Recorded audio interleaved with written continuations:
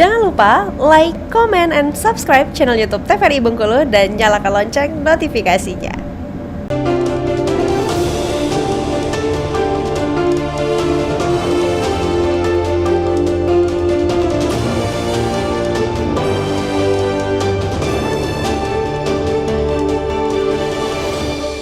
Ya, Assalamualaikum warahmatullahi wabarakatuh. Selamat sore pemirsa TVRI dimanapun Anda berada. Senang rasanya bisa berjumpa kembali dengan Anda di Brendo edisi Selasa 24 September 2024. Bersama saya Mikrom Utama yang akan memandu Anda selama 1 jam ke depan. Nah, kali ini kita bakal berbicara soal tema yang menarik, tema yang hangat datang dari dunia pendidikan, yaitu dari Universitas Terbuka. Dan tentunya untuk berbicara soal itu kita sudah menghadirkan narasumber yang luar biasa, yang saat ini sudah hadir di tengah-tengah kita berada di studio. Mungkin kami ingin menyapa terlebih dahulu. Ada Bapak Yusrizal MPD selaku Direktur UT Bengkulu. Selamat sore Bapak, apa kabarnya hari ini? Alhamdulillah. Walaupun rintik hujan tapi perjalanan lancar ya Pak? Lancar. Oke.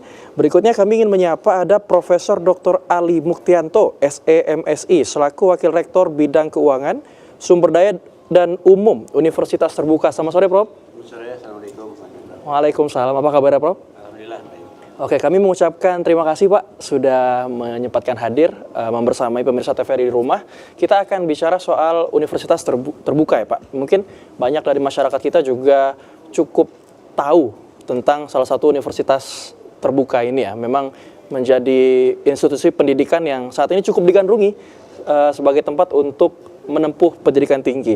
Namun kalau kita bicara soal tema hari ini, yaitu peningkatan jumlah mahasiswa Universitas Terbuka di nasional maupun lokal Bengkulu, strateginya seperti apa yang dijalani sejauh ini? Mungkin saya mau ke Bapak Warek dulu. Oke, baik. Terima kasih Mas Mikro. Kalau bicara tentang strategi UT, ini sesungguhnya kita secara konsisten dan terus-menerus, continuous improvement, melaksanakan mandat dari UT itu sendiri. Yang pertama adalah memperluas akses pendidikan tinggi bagi seluruh lapisan masyarakat. Nah, upaya-upaya memperluas akses pendidikan tinggi bagi seluruh masyarakat ini dilakukan oleh UT secara komprehensif, baik di tingkat UT pusat maupun di UT daerah. Nah, strategi yang kita lakukan adalah tentu saja yang pertama mengokohkan kewibawaan akademik UT. Ya, bahwa kita tahu UT adalah institusi pendidikan tinggi negeri ya, yang ke-45. Kemudian produk utamanya adalah jasa pendidikan tinggi. Dan kita tahu kualitas pendidikan tinggi ya diukur dari kemampuan perguruan tinggi itu sendiri dalam mendeliver tridharma perguruan tinggi. Oleh karena itu yang paling utama adalah strategi menjaga kewibawaan akademik kita. Kemudian yang kedua adalah menguatkan tata kelola perguruan tinggi UT. Dan yang ketiga adalah menguatkan awareness dan akseptabilitas UT di masyarakat. Kira-kira 3 strategi utama yang seperti itu. Jadi memang tentunya menjaga kewibawaan dan memang struktural dari reformasi dari Universitas Terbuka sendiri memang harus kuat ya. Mungkin bisa ditambahkan oleh Pak Yusrizal. Baik, kami di UT Bengkulu sebagai perpanjangan dari UT Pusat juga menjalankan strategi turunan yang ada di UT Bengkulu. Artinya kami lebih fokus kepada penyediaan layanan. Baik itu layanan untuk administrasi maupun layanan akademik. Jadi kita dalam hal ini memberikan bantuan belajar kepada mahasiswa sebagai tadi kapasitas kita untuk mengawal marwah akademik yang menjadi tujuan utama dari UT Pusat. Demikian. Secara spesifik sendiri di Bengkulu, apakah memang ada strategi-strategi khusus yang dilakukan dalam upaya peningkatan jumlah mahasiswa ini Pak? Ada. Saat ini kita sudah melakukan berbagai macam kiat sosprom, baik melalui internet ya, melalui daring ya, atau juga yang masih menggunakan cara lama yaitu tatap muka. Nah, kita menyadari bahwa saat ini kebutuhan dari internet itu sudah sangat tinggi ya di Provinsi Bengkulu terutama, tetapi mungkin tidak untuk kemungkinan juga bahwa kunjungan-kunjungan ke setiap sekolah masih dibutuhkan. Selain itu, kita sudah membuka beberapa sentra layanan sebagai perpanjangan tangan UT Bengkulu yang bisa menjadi tempat atau sarana untuk menyebarkan informasi tentang keberadaan UT dan juga menyediakan layanan atau fasilitas untuk mahasiswa belajar. Nah, jadi dengan demikian syiar tentang UT itu kita tingkatkan selalu sehingga makin ke sini makin banyak mahasiswa UT yang bergabung. Demikian. Jadi memang peningkatan kualitas berbanding dengan jumlah mahasiswa yang mendaftarkan diri ya Pak? Betul. Oke, juga ini menjadi, bicara soal itu kita juga bicara soal minat, terutama di era digital sekarang. Keinginan untuk menempuh pendidikan tinggi juga mungkin tak hanya dirasakan oleh Gen Z ya Pak, tapi mungkin bagi masyarakat yang juga sudah bekerja, juga masih punya minat dan keinginan impian untuk menempuh pendidikan di perguruan tinggi. Dalam upaya untuk mempromosikan atau menggait calon mahasiswa tersendiri, adakah tantangan khusus yang mungkin dirasakan? Bagi kami sendiri, Provinsi Bengkulu ini memiliki geografis yang cukup unik ya, bisa dibilang kita pada posisi tengah di antara kita punya 9 kabupaten dan 1 kota, dan masing-masing daerah itu memiliki kekhasan sendiri dalam pencapaian informasi tentang UT.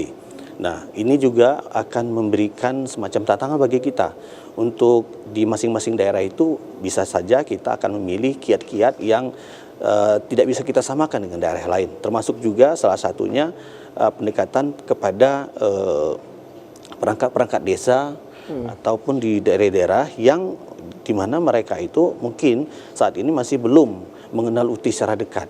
Nah, dengan kita melakukan kunjungan-kunjungan seperti itu menambah daya minat mereka tadi untuk bisa bergabung dengan UT. Apalagi konsepnya UT itu kan menampung semua komunitas, sehingga ini bisa menjadi pilihan terbaik bagi warga yang mungkin tidak ada kesempatan untuk mengikuti perguruan tinggi tatap muka, yang mungkin tidak ada waktu atau mungkin juga yang tidak terjangkau dari segi ekonomi. Demikian Mas Mikro.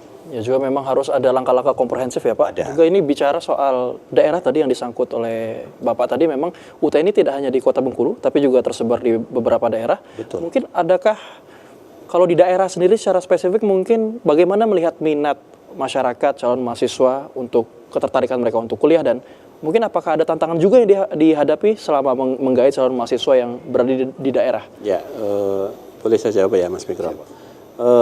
Sekaligus menajamkan tadi ya 3 strategi yang utama kita lakukan. Kewibawaan akademik ini dibangun pertama tentu saja dengan menguatkan prodi-prodi yang ada. Satu. Yang kedua adalah menawarkan prodi-prodi baru yang dibutuhkan oleh masyarakat. Ini salah satu bagian untuk menjawab tadi ya, minat masyarakat. Jadi kebutuhan masyarakat yang semakin berkembang, kita akan respon secara cepat dengan pembukaan prodi-prodi yang memang dibutuhkan oleh masyarakat. Kemudian yang ketiga adalah penguatan rekognisi atas UT itu sendiri dan prodi-prodi yang dimilikinya, yaitu melalui berbagai rekognisi dan akreditasi serta sertifikasi kita lakukan, baik nasional maupun internasional. Jadi kuncinya adalah kualitas mutu pendidikan kita jaga. Kemudian yang kedua yang berkenaan dengan governance, tata kelola, maka untuk mencapai itu semua UT bertransformasi saat ini menjadi perguruan tinggi negeri berbadan hukum. Ya, setelah perjalanan panjang menjadi satuan kerja di lingkungan Kemdikbudristek, kemudian menjadi ada sedikit otonomi dalam pengelolaan keuangan badan layanan umum, dan sekarang dengan status PTNBH kita semakin otonom, terutama dalam hal akademik, tadi bisa buka tutup prodi sesuai dengan kebutuhan masyarakat, kemudian otonom dalam menentukan struktur, termasuk menentukan unit-unit layanan kita di daerah yang untuk merespon minat masyarakat di lapangan yang tadi disebut oleh Pak Direktur sangat beragam, ya, baik latar belakang demografis, latar belakang sosial dan seterusnya. Nah, kemudian otonomi di dalam pengelolaan keuangan. Kita juga akan lebih fleksibel dalam mengelola keuangan kita, bagaimana kita bisa melakukan efisiensi, kemudian efektivitas atas program-program kita yang betul-betul semua difokuskan dalam meningkatkan layanan kepada mahasiswa dan ya, kesiapan menampung minat masyarakat untuk bergabung kepada UT. Nah, dengan hal-hal seperti itu, maka kita akan bisa mengatasi tantangan-tantangan dalam hal mempromosikan UT. Sependek pemahaman saya, masih ada beberapa masyarakat yang berpandangan UT itu perguruan tinggi tidak negeri, misalnya gitu. Itu agak kemudian stereotip yang sebelumnya tertanam, UT itu hanya untuk orang-orang yang sudah tua, gitu, hanya untuk guru saja misalkan. Nah, sekarang sudah terbukti dengan berbagai langkah yang kita lakukan, promosi yang komprehensif tadi istilah Mas Mikrob, itu pergeseran demografi mahasiswa kita sudah bergeser kepada Gen Z, ya. Atau yang usia 18 sampai 24 tahun saat ini sudah lebih dari 76%. Jadi ini juga mempercepat proses digitalisasi dan modernisasi sistem pembelajaran kita. Meskipun kita tidak meninggalkan sistem pembelajaran jarak jauh yang paling tradisional, misalkan lewat mengandalkan bahan ajar saja misalkan, tapi kita berikan kesempatan seluas-luasnya bagi masyarakat untuk belajar di UT dengan gayanya. Yang senang pakai digital silahkan UT siapkan, yang senang dengan asinkronus kita siapkan yang asinkronus, yang senang sinkronus kita siapkan sinkronus, baik itu daring maupun luring. Nah, kita siapkan semua sehingga UT menjadi etalase pendidikan tinggi yang memudahkan masyarakat, yang fleksibel bagi masyarakat untuk mengakses pendidikan tinggi sesuai dengan kebutuhannya. Oke, jadi memang transformasi ya, walaupun saat ini digitalisasi, tapi tidak juga meninggalkan cara-cara belajar yang tradisional. Ya. Oke, jadi ini sangat menarik ya, pemirsa TVRI, tapi kita mau break dulu sebentar. Jeda, pemirsa TVRI jangan kemana-mana, tetaplah bersama kami hanya di Berendo.